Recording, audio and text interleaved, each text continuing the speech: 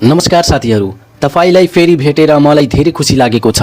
अझ म के कुरा गर्न लागेको छु भने नेपाली नेता र उहाँहरूको वाचाको। तर एउटा कुरा अघि नै भनिदिउँ, यो भिडियो हेर्दा तपाई हाँस्नुहुन्छ, रुनुहुन्छ कि त टाउको दुखाउनुहुन्छ। चान्स पायो कि नेपालीले गर्छ, नेपाली हो नि, त्यो तपाईको भरमा पर्छ।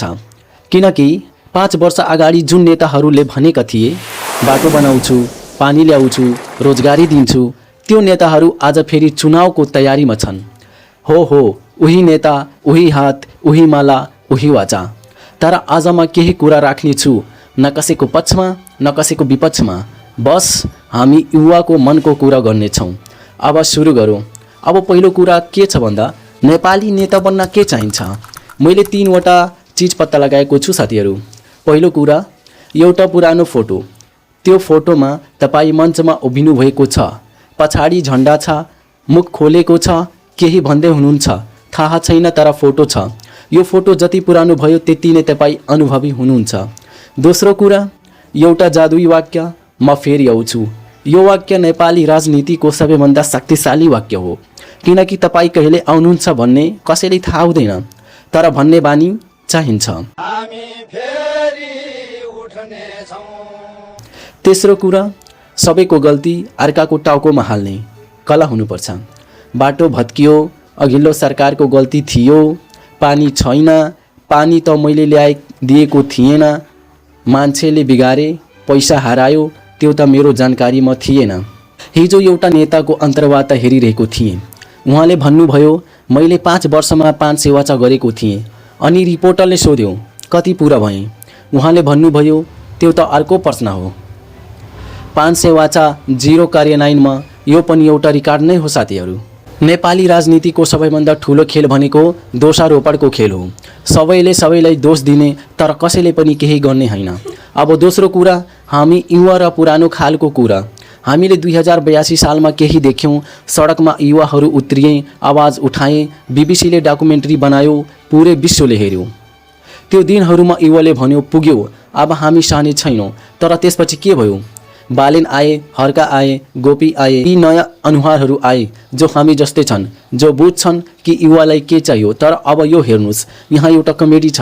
जो नेता 30 वर्षदेखि परिवर्तनको कुरा गर्दै थियो, उनीहरू आज अचानक बालेनको सपोर्टर बनेका छन्। हो 70 वर्षको नेता अनि भन्छ म बालेनसँग छु। तर एउटा सानो कुरा के, ड्याब गर्नले युवा हुँदैन, पुरानो फोटो हटाउनेले परिवर्तन हुँदैन, अनि बालेनको नाम लिएर मात्र जित हुँदैन। युवाले चाहेको के हो भने काम, बाटो, पानी, रोजगारी, विकास, विज्ञान प्रविधि, गुणस्तर शिक्षा र यति मात्रै। अब ठट्टा छोडो, केही हिसाब गरौँ, तथ्याङ्क देखौँ। नम्बर 1 मा नेपाल 25%ले युवा बेरोजगार छ। 25% भन्नुको अर्थ 4 जना युवामा 1 जनासँग काम छैन। उसको हातमा समय छ, सपना छ, तर काम छैन। नम्बर 2 मा विदेश जानलाई 25 लाख रुपियाँ चाहियो, ब्याङ्कमा पैसा छैन। नम्बर 3 मा काठमाडौँको ट्राफिक चौक 5 वर्ष अगाडि जति थियो आज पनि उति, 3% मात्र सुधार। तर नेताका लागि ट्राफिक छैन। साइरन बज्यो, बाटो खोल्यो, अनि भन्छन् हामी जनताको सेवा गर्छौँ। सेवा यो त सेल्फ सेवा हो, आफ्नै सुविधा, आफ्नै आराम, आफ्नै गाडी। र सबैभन्दा दुःखको कुरा के हो भने हामी यो 30 वर्षदेखि हेरिरहेका छौँ। एउटा चक्र, एउटै कथा, एउटै वाचा अनि एउटै धोका। अब म सोध्छु, यदि म एक दिनको लागि नेता भए के गर्थेँ? हो म पनि नेता, म पनि वाचा गर्छु। पहिलो काम, एउटा एप बनाउँथे, वाचा ट्रेकर। त्यो एपमा सबै नेताको वाचा हुन्थ्यो, अनि त्यो वाचा पुरा भएन भने स्यालेरी आफै कट्थ्यो, 100% कट्थ्यो। त्यसपछि मात्र थाहा हुन्थ्यो कसले साँच्चै वाचा पुरा गर्छ। दोस्रो काम, मन्त्रालयको बाहिर एउटा ठुलो स्क्रिन राख्थे। त्यो स्क्रिनमा लेखेको हुन्थ्यो आजको काम र बाँकी काम, अनि तल जिम्मेवार नेताको नाम।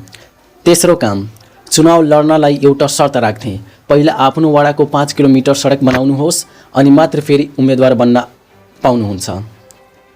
तर यो सपना मात्र हो, किनकि यो देशमा म फेरि आउँछु भन्ने नेता हजारौँ छन्, तर म आउन सक्दिनँ भन्ने नेता एउटा पनि छैन। ठिक छ, धेरै ठट्टा गर्यो। अब केही गम्भीर कुरा।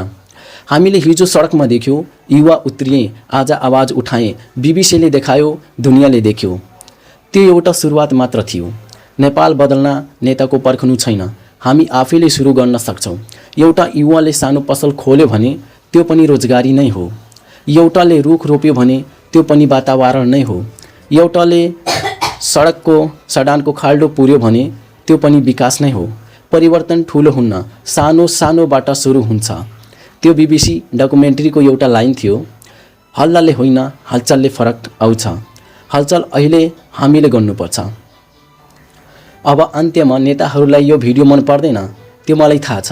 उहाँहरूले मैले हेरिन भन्नुहुन्छ, त्यो उहाँहरूको अधिकार हो।